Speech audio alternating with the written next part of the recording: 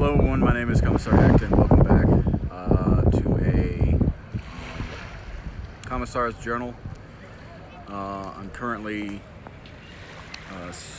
sitting on the beach. It's kind of crowded. It's a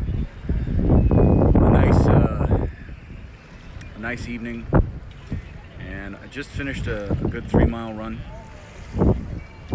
earlier this morning, so figured come down to the beach and just relax for a little bit before I do another run tonight, and hopefully my legs won't be too shot.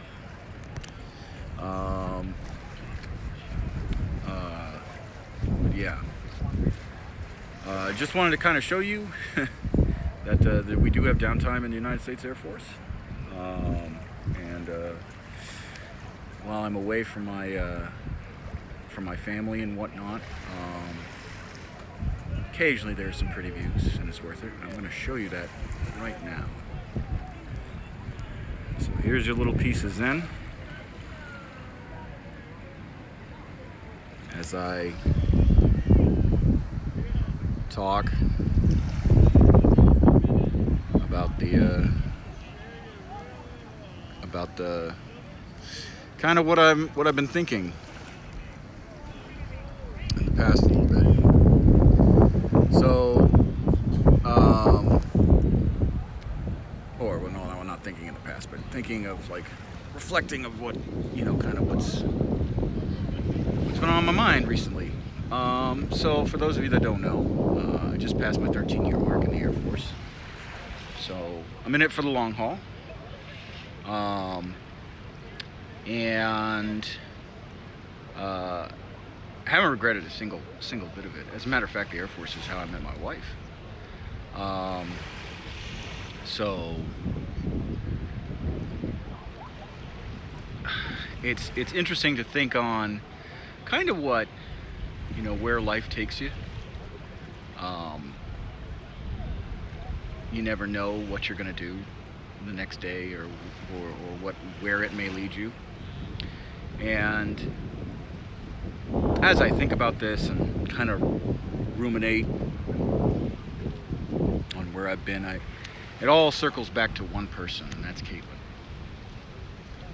Well, it circles back to the three people: Caitlin and Brianna. Without Caitlin, Brianna wouldn't be here. Brianna wouldn't be here. And I'd still be a very bitter man. Very angry person.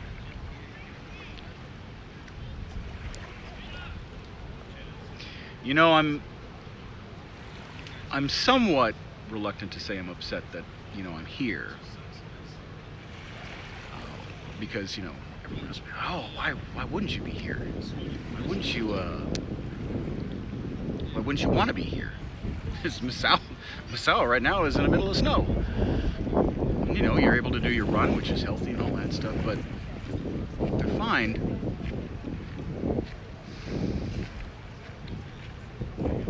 I'm thankful for the opportunity that I have.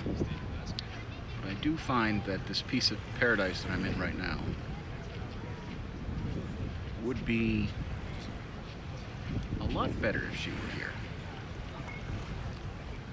If the kids were here, if they were able to at least enjoy what I'm enjoying right now.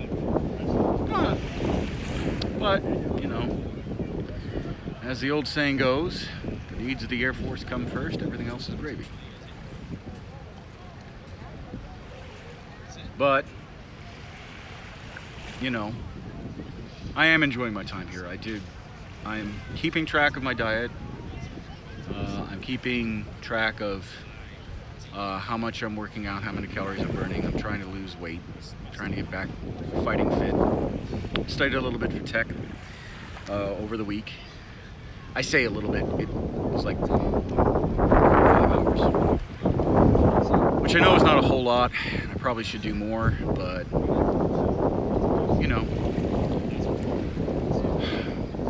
it's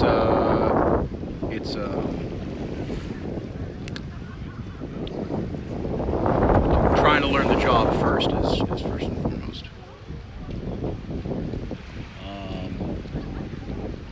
But yeah, honestly, I do like the weather. It does agree with me, even though I'm very fair-skinned and I'm probably going to cook sooner or later. I've been actually trying very hard to stay lathered. That way with sunscreen, that way I don't burn, but pretty sure I got too much sun today because I feel my arms heating up. So, oh well. But yeah, so it's a lovely day. It's been lovely days, and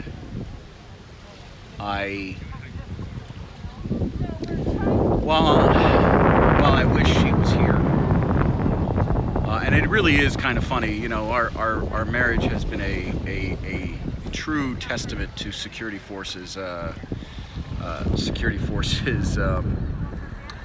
style. So, funny story, the day after we got married, so after our wedding night, I had to go in and sign for my deployment to Africa. This is pretty damn funny. I laugh at it now. I was super pissed. Oh, over the top angry when it happened, but I can laugh at it now. It's a good laugh. And let's see, I missed our 5th year anniversary because I was in Qatar. And now we're in our 10 year. So now I miss our 10 year. But as much as that frustrates me, I know that this is only temporary, and I will just have to make it up to her. She is worth every second of making that up to her. Caitlin has been my rock through a lot of hard times, and I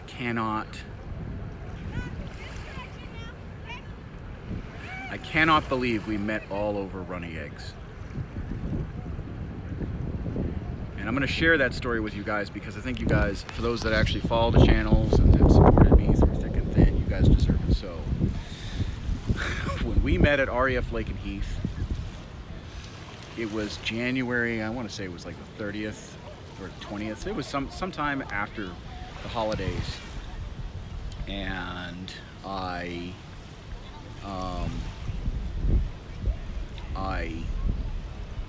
had just gotten off a shift, and I was assigned to a canine unit, Sergeant Glass, Staff Sergeant Glass, and Canine Grant at REF Lake and Heath. And for those of you that don't know who Sergeant Glass and or really the MWD Grant was, he was an old dog. He was an old MWD dog. Probably it was like, oh God, 12, 13, well after when they should have retired him, but because the Air Force trained him really aggressively, they couldn't retire him. They couldn't give him to a home or whatnot, which is kind of sad in its own right. But this dog was like your Vietnam War vet kind of style angry. And I was catching him for 16 hours, or not 16, 12 hours. And I had just gotten off a shift, and I was tired, I was hot, I was hungry, I was something else. I was fairly bothered, frustrated, as you would say. And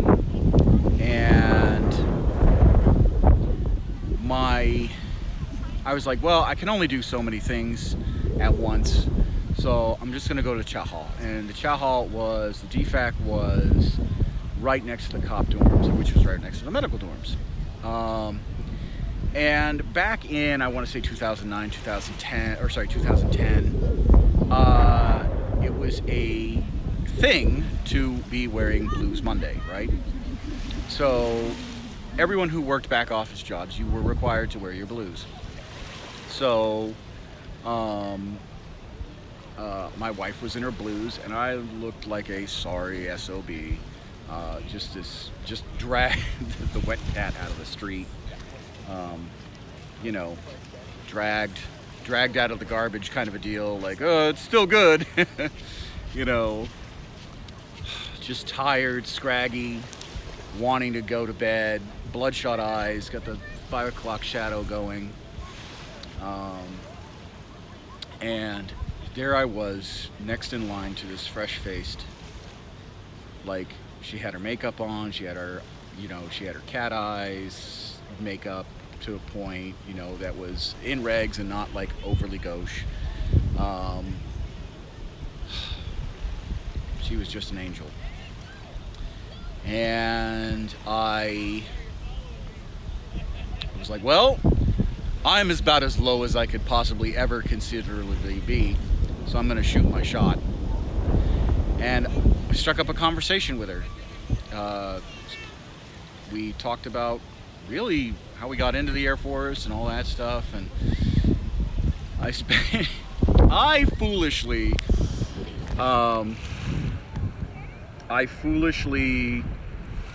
ordered Sunnyside Up, which is my favorite type of style of egg. So I ordered Sunnyside Up, and I think she ordered an omelet or something like that. So as I am trying to vainly impress this small, well, not small, but like this perfect form of crystallized feminine perfection, and she was smart, she was funny, she was proud of herself, she just exuded pride, she was accomplished, and here I am, just this beggar, just this beggar off the street, and I'm eating these eggs, and of course it's running down my stubble, and I look fucking terrible.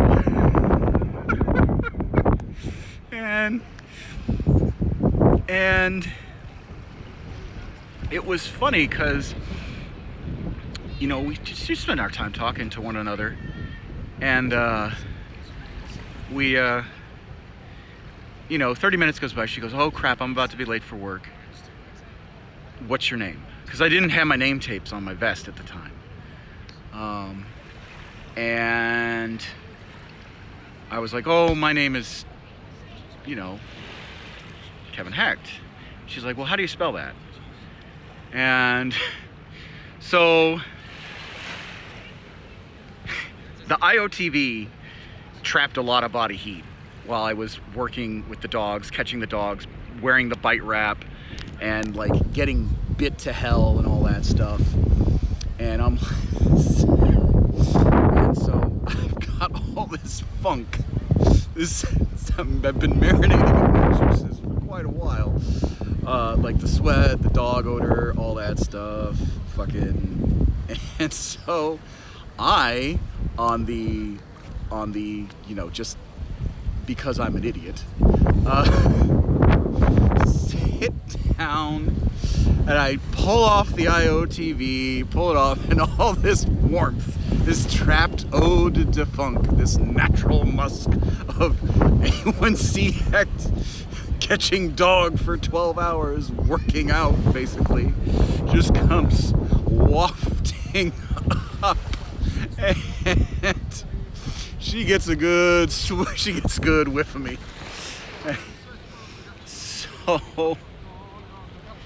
So I, and of course she knows, and I was like, damn, I missed my shot, and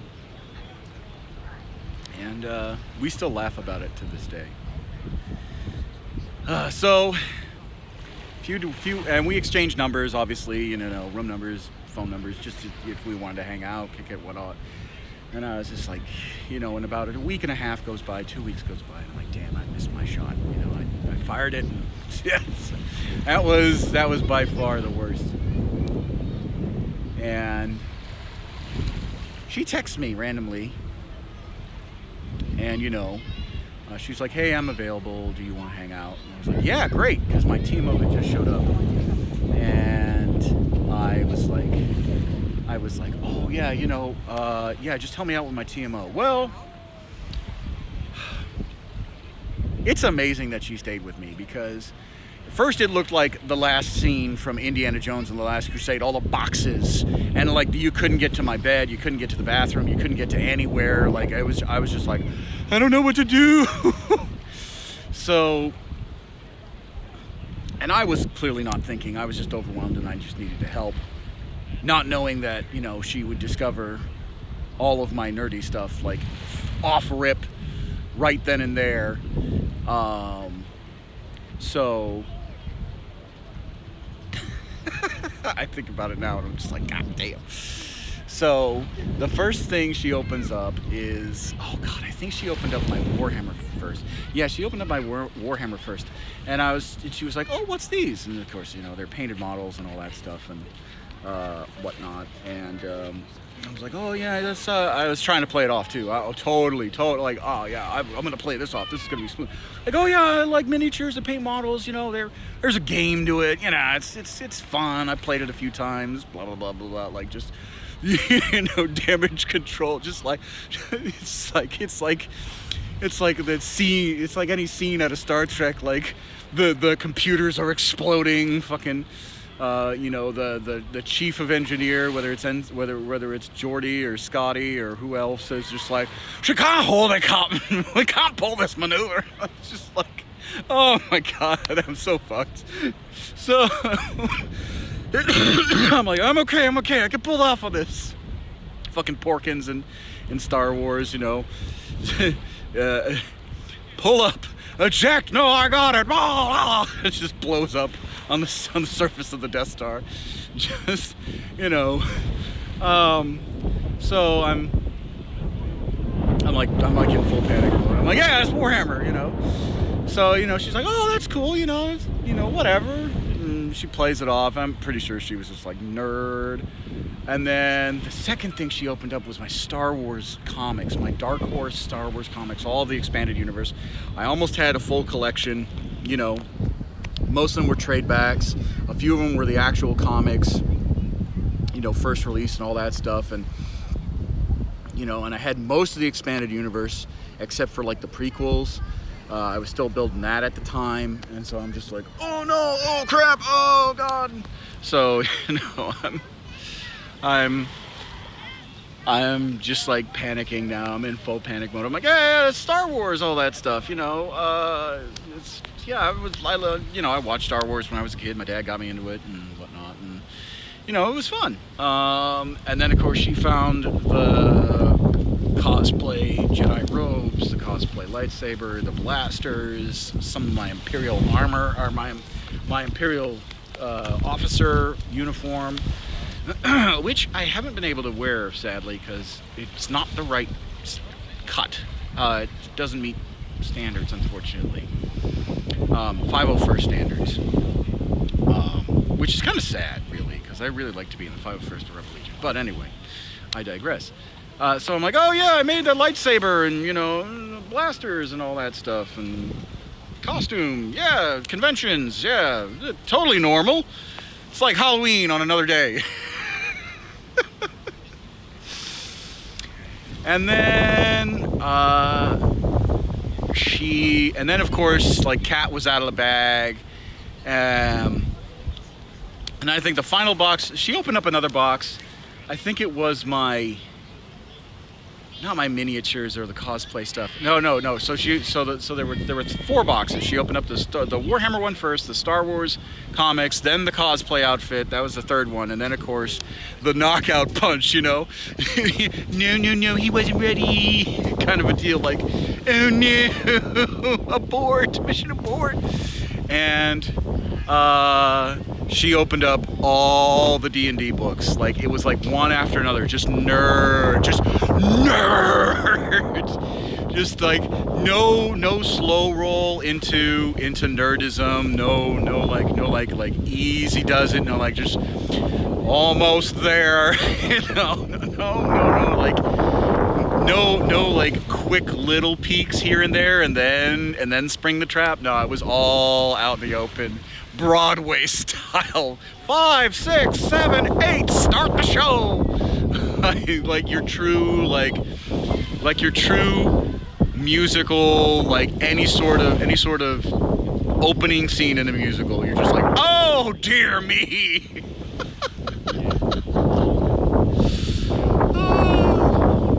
So we finally cleared a path and we sat down on the bed, and I just kind of like sat down in defeat, and I made this very self-deprecating joke of, you know, she's just like, well, you know, I'm kind of glad that I've helped you out, but you know, she said something, I can't remember, or maybe like something to the effect of a date. I can't remember exactly what she said, and I was like, look, if this is our first date, you get a rain check or whatever the case is. And she's like, oh, I'll take you up on that. And I was just like, I got her.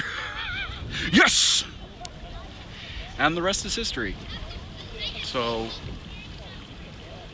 there you go. All over runny eggs. So Caitlin, if you do decide to ever watch my channel in passing, or if you do decide to watch my Twitch and this is still up, just know that I deeply love you. A lot of support sometimes. Oh, hi. Yeah, I know. So, you know, you're my rock. You're my reason to be. You are the one thing that keeps me going when there have been days where it's been tough as hell. Glad you decided to share your life with me. And honestly, guys, she's been the biggest supporter of my streaming for charity, and my streaming, and my nerdism, my Warhammer, all that stuff. You know, she likes to see me happy, and I just can't imagine a world without her.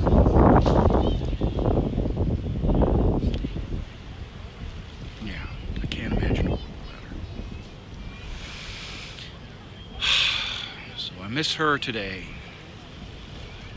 on her 10th year, because she gave me two gifts that I never thought I'd ever have, which is to be a father of two beautiful children.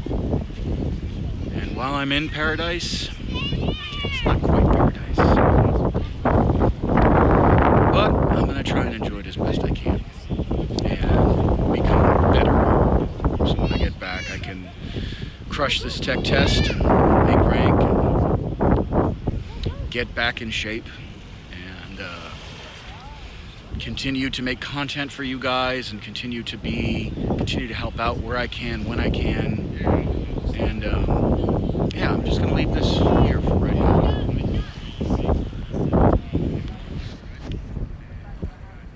Y'all can enjoy the sunset.